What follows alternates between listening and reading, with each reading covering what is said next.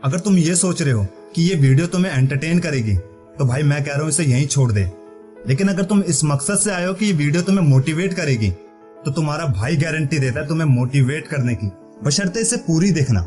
और फिर भी वीडियो अच्छी ना लगे तो खुले मन से डिसलाइक मारना, लेकिन अगर अच्छी लगे तो लाइक और सब्सक्राइब करके ही जाना। आज सबसे बड़ी प्रॉब्लम हमारे साथ पता है क्या है? हम लोग पढ़ाई में टॉपर्स तो बनना चाहते हैं, लेकिन हम लोगों को टॉपर्स की पहचान ही नहीं है।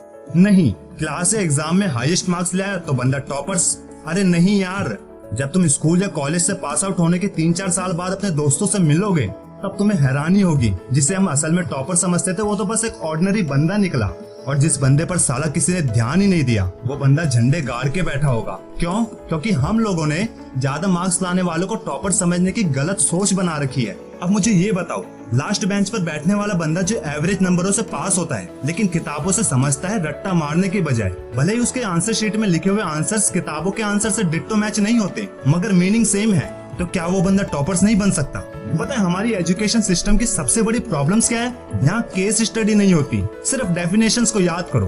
थ्योरी थ्योरी थ्योरी, हमें रोबोट्स बनाया जा रहा है। हाइड्रोक्लोरिक एसिड से हाथ जलता है, क्यों जलता है? क्योंकि किताबों में ऐसा लिखा है। सर किताबों में ऐसा किस बेस पर लिखा है? अब तुम टीचर से जुबान चलाओगे? 50 फट्टू स्टूडेंट्स में से एक हिम्मत करके पूछे तो उसे जुबान चलाने के जुर्म में डांट कर बैठा दिया जाता है। बाकी बच्चे की क्यूरियोसिटी और कॉन्फिडेंस का क्या? खत्म, दी एंड। और एक फर्स्ट आने वाले स्टूडेंट से आंसर पूछने पर उसका डिट्टो सेम किताब वाला आंसर देने पर उसे शाबाशी दी जाती है। क्यों, कब, कैसे पूछने वाले को तो लोग बस फुद्दू या डम ही समझते हैं। पर मैं कह रहा हूँ तुम किसी के फुद्दू समझने से क्यों, कब, कैसे सवाल पूछना बंद मत करना, क्योंकि ये छोटे छोटे क्वेश्चन ही तुम्हें कामयाबी तक ले जाएंगे। और मैं अपनी हर स्टडी मोटिवेशनल वीडियो में कहता हूँ, क्लास या कॉलेज के मार्क्स से तुम्हारा फ्यूचर डिसाइड नहीं होगा। बाहर की दुनिया बहुत बड़ी है भाई, वहाँ तुम्हारी काबिलियत और तुम्हारा अनुभव जज करेंगे। क्या खूब कहा है किसी ने, A single piece of paper cannot decide our future।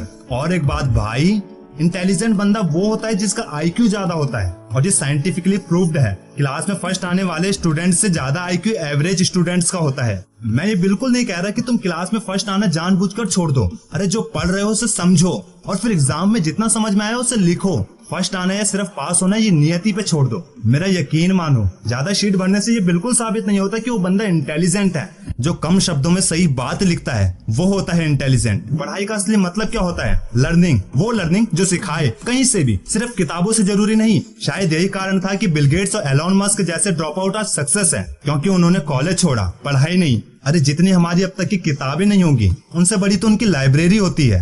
Window company का CEO सत्य नडेला महीने में 10-12 दिन तो अपनी लाइब्रेरी में पढ़ते पढ़ते जमीन पर सो जाता है, और हम सोचते हैं ये लोग अपनी लग्जरी कमरे में AC चलाकर आराम से सोते होंगे। एक बात बोलूं, भले ही सुनने में थोड़ी कड़वी लगे पर याद रखना, आज अमीर और अमीर इसलिए नहीं हो रहा क्योंकि उनकी किस्मत के ताले खुल गए या फिर उन पर लक्ष्मी मेहरबान है। वो अमीर इसलिए हो रहे हैं क्योंकि वो अपने काम की स्पीड दुगनी करते जा रहे हैं, और हम गरीब लोग टूटकर बिखरे हुए हैं। अमीर वर्सेस गरीब के अंतर में बहुत जल्दी मैं एक वीडियो बनाऊंगा, लेकिन इस वीडियो के अंत में बस इतना ही कहूंगा, जब जब तुम पढ़ने की सोचोगे तुम्हें हर बार अपने मन पर बेरहमी से अत्याचार करना होगा, क्योंकि इतिहास साक्षी है पढ़ाई और मन की एक साथ आपस में कभी नहीं बनी। तुम्हें इनमें से किसी एक को चुनना होता है। यही चुनाव हमें टॉपर्स और फेलियर्स बनाते हैं, और जबकि हम ये अच्छे से जानते हैं कि इन दोनों में से कौन सी चीज हमारे लिए फायदेमंद है। पर मन पे काबू पाना इतना आसान है क्या? लेकिन एक तरीका है जब तुम मन को साथ रखकर पढ़ाई कर सकते हो, अगर तुम्हें पढ़ाई से प्यार हो जाए तब। वरना तुम्हें तो ये भी नहीं पता होगा कि जब रात को तुम फेसबुक और व्हाट्सएप मन लगाकर चला रहे होते हो